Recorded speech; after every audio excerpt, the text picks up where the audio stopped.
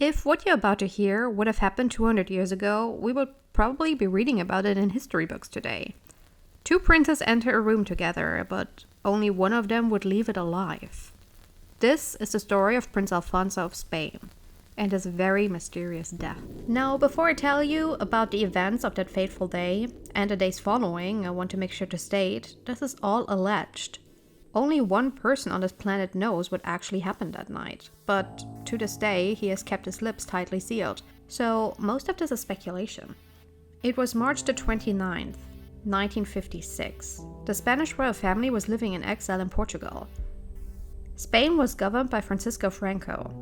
While the rest of his family lived in exile, Juan Carlos, who would later become king, actually lived in Spain and went to a military academy.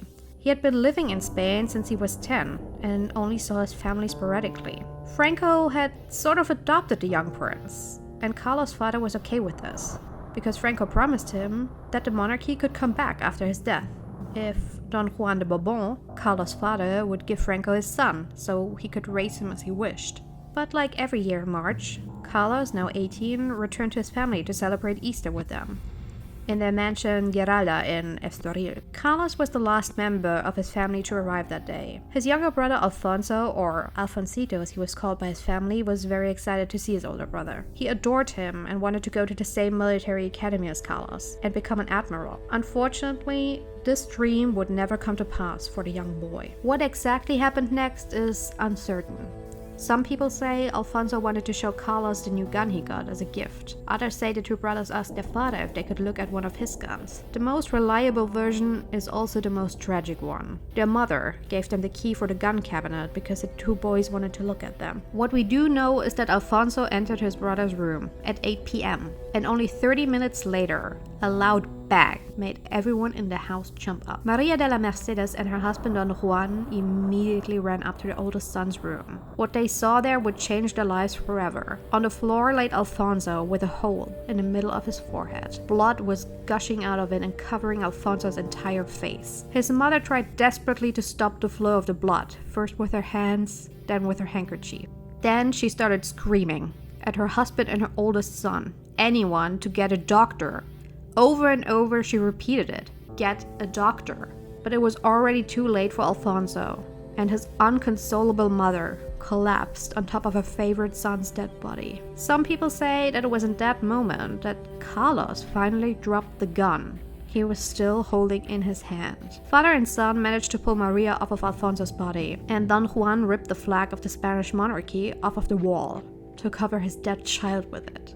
And now something happened that would make a lot of people question the story later told. Don Juan forced his son to get his Bible, and then he made him swear, with both hands on it, next to his dead brother, that he had not murdered him in cold blood, that this was an accident, and Juan Carlos swore. He swore that it was an accident. After that, Don Juan took the gun and put it in his coat. He would later throw it into the ocean, where it still remains to this day, never to be found. 14 hours later, the royal family told the Spanish embassy that Prince Alfonso was dead. He had shot himself while cleaning a gun. A terrible and tragic accident. The only person there to witness it, his older brother, Juan Carlos. It didn't take long for people to question the story. The bullet wound was in the middle of Alfonso's forehead. There was just no way he shot himself like that while cleaning a gun. Immediately, people came forward with many different stories. A friend of Juan Carlos, Bernardo Anosos, would later recount that Carlos was the one cleaning the gun. His brother pushed him and a shot fired. This is just one of the many versions. And we would be here all day if I told you all of them, and most of them are actually pretty similar. The police did eventually come, but there was never really any kind of investigation. In fact, when the police asked where the gun was, Don Juan plainly told them he threw it in the ocean, because it was too much of a bad omen to be kept in the house. Can you imagine anyone else doing that? I'm sure the police would not just let that slide. Now, through all of this, Juan Carlos kept his mouth shut.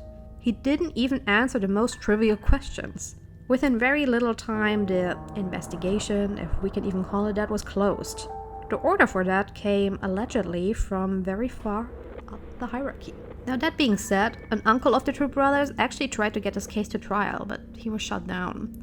The judges told him no, with no reason whatsoever. They just told him they're not going to put this on trial. Alfonso's funeral was on March the 31st in Cascais, Portugal. Many people came to his funeral. In fact, many people came from Spain, their pockets filled with Spanish earth that they could cover the prince with, so he could be buried in Spanish soil. Now, it was strictly forbidden for Spanish people to show any kind of loyalty towards the monarchy, and Franco had forbidden the royal family from burying Alfonso in Spain. So they actually took a great risk going to this funeral. Very tragically, his mother was not allowed to go to the funeral.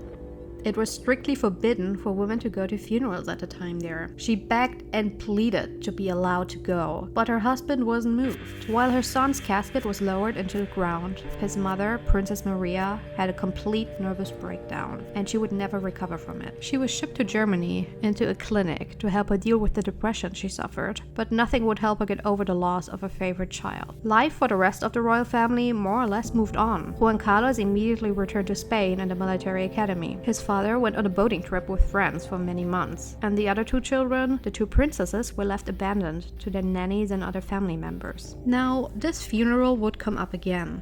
60 years later, the now king, Juan Carlos, was asked about his brother in an interview. He told the interviewer that he loved his brother and that he was a friendly child who was very good at golf. But that's not what was strange in that interview. He told the interviewer he wasn't at the funeral of his little brother. He stayed at home to console his grieving mother. A plain lie. He must have forgotten that photography existed back then. Here's the picture of him and his father at Alfonso's funeral. But lies come very easily to Juan Carlos, and these lies ultimately would force him to abdicate the throne and flee once again into exile, this time to Abu Dhabi. He was never charged with the murder, whether accidentally or not, of his brother, but there are many theories out there about what really happened that fateful night. Now, the more vicious claims say he did murder his brother in cold blood. He did it for his mentor, Francisco Franco, because Franco was scared that Don Juan would make Alfonso his heir, and the boy he raised would be put aside. That being said, there is no evidence for this. It's not easy to just change heirs to a throne, and Don Juan never even suggested such a thing. What's more likely is that it was an accident, but it wasn't Alfonso that shot himself.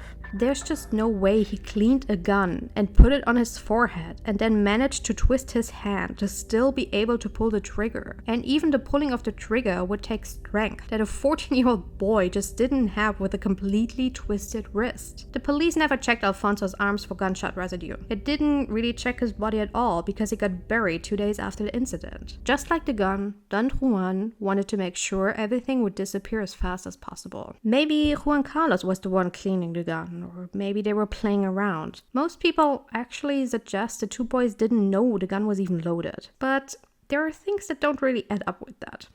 Juan Carlos was in the military and couldn't tell that the gun was loaded. Alfonso also was a passionate hunter, so even he should have spotted that the weapon was loaded. And if Juan Carlos was cleaning the gun when it went off, how likely is it that he managed to hit Alfonso square in the forehead? This case is truly shrouded in mystery, and the only person that knows what happened is very likely going to take the truth to his grave. Let me know what you think in the comments down below. Don't forget to like and subscribe for more true crime, and I will see you in my next video.